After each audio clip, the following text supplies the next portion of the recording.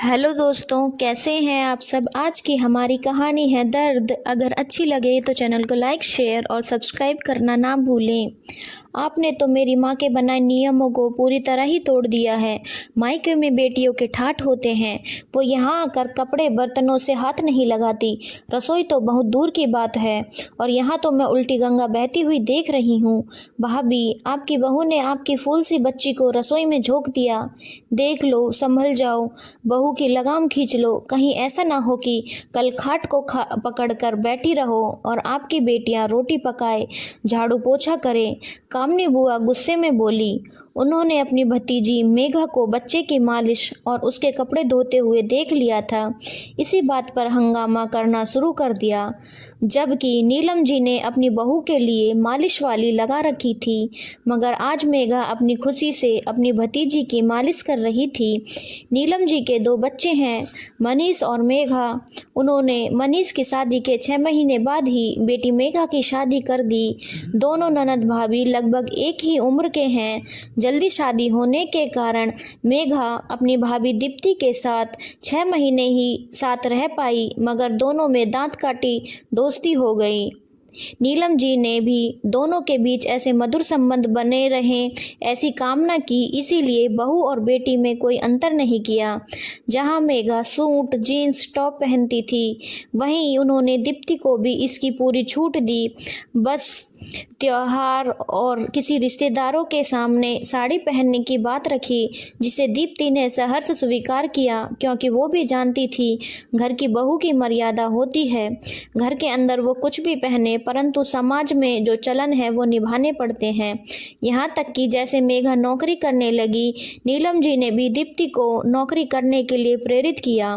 एक बार दीप्ति ने मना भी किया, मगर उस पर नीलम जी बोली, बेटी, हमारी सारी उम्र घर परिवार में ही निकल गई। अब मैं नहीं चाहती कि मेरी बेटी या मेरी बहू दोनों की उम्र यही काम करते हुए निकले। इसीलिए मैंने मेघा को भी आत्मनिर्भर होने के लिए सपोर्ट किया, और वैसा ही मैं तुम्हारे साथ करना चाहती हूँ। बेटा, इतना पढ़ लिख कर घर में बैठना बेवकूफ़ी ही होती है। घर के काम तो चलते ही रहेंगे। हाँ, जरूरत पड़ने पर तुम छुट्टी ले ही लोगी, इतना मुझे यकीन है। मुस्कुराते हुए जब नीलम जी ने कहा, तो दीप्ति अपनी सास के विचारों से बड़ी गर्वित हुई और कहा, मम्मी जी, मैं तो नौकरी करना चाहती थी, बस डर रही थी कहीं आप मना ना कर दें।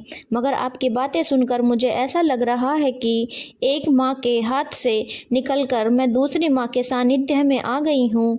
इसी तरह सास बहू और ननद में बहुत अच्छी साठगांठ हो गई।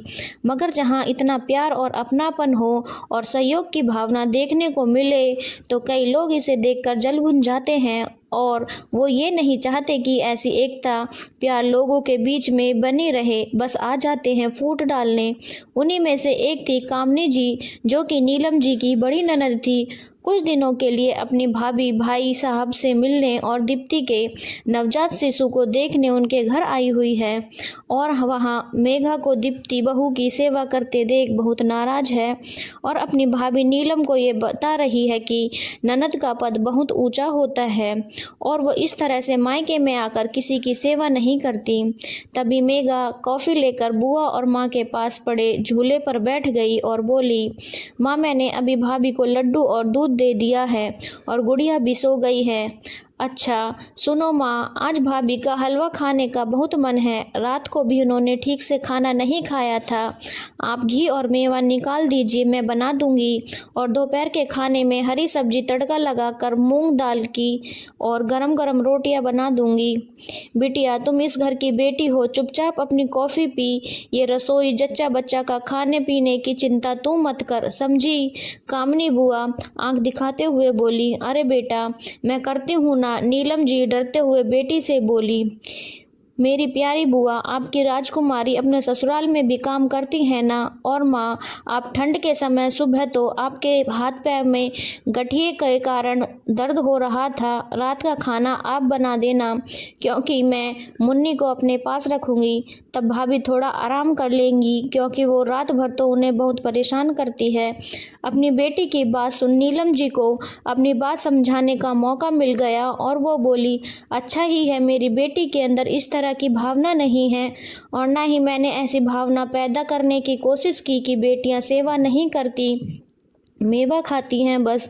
ननद के नाम पर डराकर इज्जत करवाने से अच्छा है एक ननद भाभी का रिश्ता सहेलियों जैसा हो जाए, तुम दोनों जैसा प्यार और सम्मान हो, ना कि ओहदे का फ़र्क, एक दूसरे को नीचा दिखाने की भावना ना हो, पद का घमंड ना हो, क्योंकि जहाँ ये सब होता है वहाँ घर में कोई शांति नहीं रहती, ना ही बगियों से घर का परिवार महक सा जाता है, वरना जीवन भर घर की बहू और बेटियों से डरकर रहना पड़ता है। नहीं कब कौन सी बात पर हंगामा कर दे, इस बात का दर्द मुझसे ज़्यादा बेहतर तरीके से कौन जान सकता है। कामिनी जी को अपनी भाभी की बात समझते हुए देर न लगी कि भाभी की बातों का इशारा उनकी तरफ था। उन्हें भी लगा कि टीका टिप्पणी कर पूरी जिंदगी उन्होंने अपनी भाभी